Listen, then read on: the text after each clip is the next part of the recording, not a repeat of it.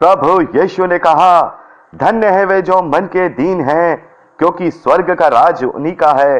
धन्य है वे जो शोक करते हैं, क्योंकि वे शांति पाएंगे। धन्य है वे जो नम्र हैं, क्योंकि वे पृथ्वी के अधिकारी होंगे। धन्य है वे जो धर्म के भूखे और प्यासे हैं, क्योंकि वे तृप्त किए जाएंगे। धन्य है वे जो दयावंत हैं, क्योंकि उन पर दया की जाएगी। धन्य है वे जिनके मन शुद्ध हैं, क्योंकि वे परमेश्वर को देखेंगे।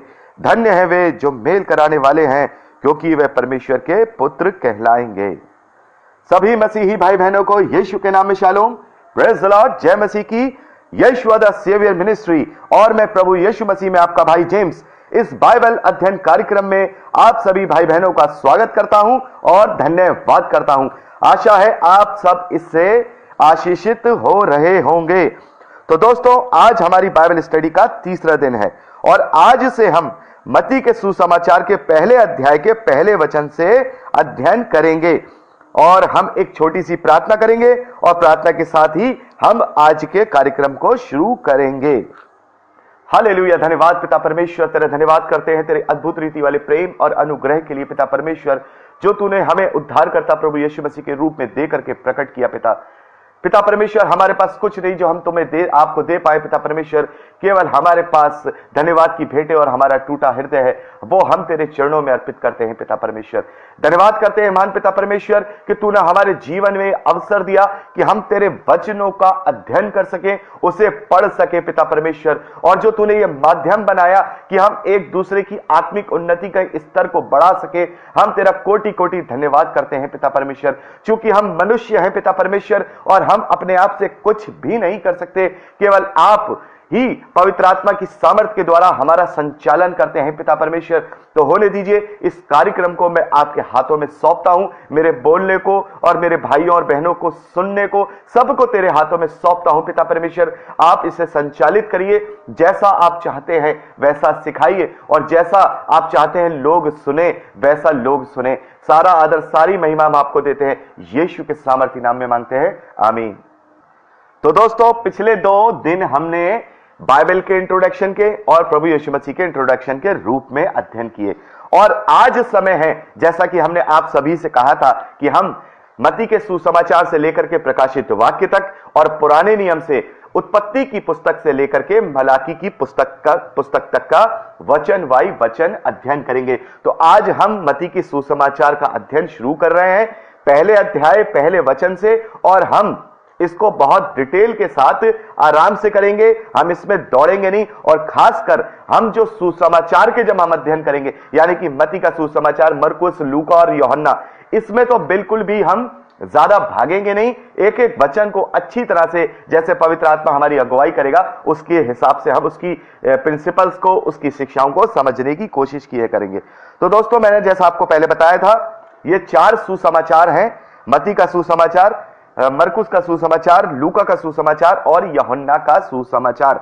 और इन सुसमाचारों पर ही पूरा हमारा विश्वास टिका है, यही हमारे विश्वास का आधार है। और ये एक तरह से 4 लोगों की गवाहियां हैं जो प्रभु यीशु मसीह के समय पर थे और उन्होंने इन सब चीजों को ध्यान से, अच्छी तरह से सोच विचार करके व्यवस्थित रूप से लिखा, और उन गवाहियों के कारण हम उन हालातों को जान पाते हैं कि कैसे प्रभु यीशु मसीह का जन्म होता है, कैसे प्रभु यीशु मसीह अपने सुसमाचार का प्रचार करते हैं, कैसे प्रभु यीशु मसीह सेवकाई आश्रम करते हैं और लोगों को चंगाइयां देते हैं, कैसे प्रभु यीशु मसीह को पकड़वाया जाता है, कैसे प्रभु यीशु मसीह क्रूसीफाई होते हैं, कैसे वो तीसरे दिन जी उठते हैं और बहुतों को दिखाई देते हैं, और उसके बाद कैसे वो स्वर्ग में चले जाते हैं। ये सारी चीजें हम इन शुभ सुसमाचारों में पाते हैं।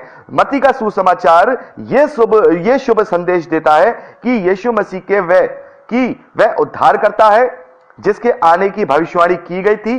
परमेश्वर ने पुराना नियम में हजारों साल पहले अपने लोगों से जो वाचा की थी कि उस उद्धारकर्ता के द्वारा वो पूरी की। और दोस्तों, मैं आपको बताना चाहता हूं, जैसे मैंने आपको पहले ही बताया था, कि हम पहले किसी किताब का हम अध्ययन शुरू करेंगे, उससे पहले हम उसका एक इतिहास जानेंगे, वो किसने लिखी, वो किसके द्वारा, किसके लिए लिखी गई, क्या पर्पस था, कब लिखी गई।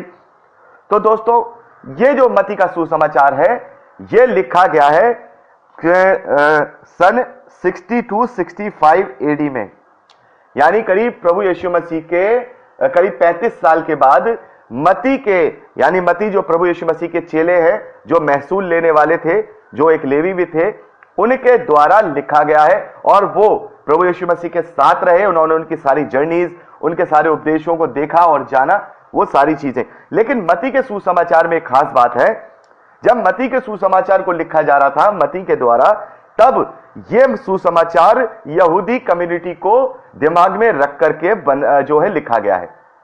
चारों सुसमाचार तो पूरी जगत के लिए हैं, सबके लिए हैं, पूरी दुनिया के लिए हैं। लेकिन जैसे हम कभी किसी को कोई गवाही देते हैं, प्रभु यीशु मसीह की सुसमाचार देते हैं, तो हम पहले ये देखते हैं कि जो सामने सुनने वाला व्यक्ति है वो बाइबल के विषय में कितना जानकार है। वो बिल्कुल भी नहीं जानता तो फिर हम उसे शुरू से बताते हैं, वो थोड़ा बहुत जानता है तो फिर हम उसे वहां से सुनाते हैं। इसी प्रकार से जो मती का सुसमाचार है, ये अपने दिमाग में रख करके मती ने लिखा कि इसे यहूदियों को के बीच में ले जाया जाएगा, और बहुत सारी चीजें हैं जो यहूदी कस्टम को लेकर के यहां पर पता चलती हैं कि ये जो कम्युनिटी है वो यहूदी कम्युनिटी को लिखा गया है। और मरकुस का सुसमाचार जो है शॉर्ट है, और मैं आपको बता दूं हमारे बाइबल के अंदर जो सबसे पहला नंबर आता है सुसमाचार का, वो आता है मती के सुसमाचार का। लेकिन असल में जो सबसे पहले लिखा गया है, जो सबसे पहले लिखा गया है, करीब यीशु मसीह के पुनरुत्थान के 10 से 20 साल के बीच में वो लिखा गया है, और उसकी जो अप्रोक्सीमेटली डेट है वो 50 एडी से लेकर के 60 एडी के बीच में मानी जाती है। और ये इसलिए माना जाता है क्योंकि उसे बहुत शॉर्ट में लिखा गया है, और उस जमाने में स्याही, कागज, कलम ये बहुत महंगी वस्तुएं हुआ करती थी। तो ये जो है, वैसे तो मती के सुसमाचार को हम इसलिए पहला नंबर इसलिए दिया गया क्योंकि ये व्यवस्थित है, और बहुत सारी उपदेश, बहुत सारी शिक्षाएं इसमें विवरण के साथ दी गई हैं। मरकुस को थोड़ा शॉर्ट में लिखा गया है, केवल 16 ही अध्याय है उसमें। तो जो सबसे पहले सुसमाचार लिखा गया वो मरकुस का लिखा गया, लेकिन जो बाइबल में लिया गया उसे मती को लिया गया। और मरकुस पूरी दुनिया को एक शॉर्ट सुसमाचार सुनाने के लिए लिखा गया, चाहे वो यहूदी हो, चाहे यूनानी हो, चाहे अन्य जाति हो। और जो लूका का सुसमाचार है वो रोमन साम्राज्य के अंदर जो अन्य जाति मूर्ति पूजक लोग रहा करते थे, उनको अपने दिमाग में रख करके लिखा गया। और यूहन्ना का सुसमाचार जो कि सबसे लास्ट में करीब 85 से 90 एडी के बीच में यूहन्ना जो प्रभु यीशु मसीह के चेले हैं उनके द्वारा लिखा गया, वो सबसे लास्ट में लिखा गया था। इसलिए यूहन्ना के सुसमाचारों में हम प्रभु यीशु मसीह के जन्म की या कुछ जर्नीज या कुछ प्रारंभिक उपदेश, ये सब हम यूहन्ना के सुसमाचार में नहीं पाते हैं, क्योंकि यूहन्ना को पता है कि इससे पहले भी किताबें लिखी जा चुकी हैं, और बहुत सारी बातें प्रभु यीशु मसीह के जन्म से लेकर के और जो उनकी शिक्षाएं हैं, जो प्रारंभिक शिक्षाएं उनके विषय में लिखा जा चुका है। तो वहां पर जो आत्मिकता है, प्रभु की जो महिमा है, प्रभु कौन है, प्रभु इस धरती पर क्यों आए, ये सारी चीजें यूहन्ना में बताई गई हैं, और सही रीति से आत्मिकता के विषय में यूहन्ना के सुसमाचार में बताया गया है। और इसी प्रकार से चारों सुसमाचार हैं। अभी हमने मती के सुसमाचार के विषय में एक छोटा सा इंट्रोडक्शन ले लिया है। अब समय है कि हम मती के सुसमाचार का पहले अध्याय से लेकर के पहले अध्याय का पहले वचन से वचन बाई वचन, आयत बाई आयत, वर्ष बाई वर्ष अध्ययन करें।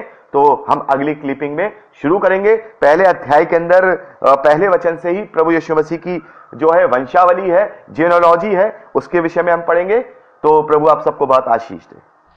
तो मेरे प्यारे भाई बहनों, अब समय है कि हम अपने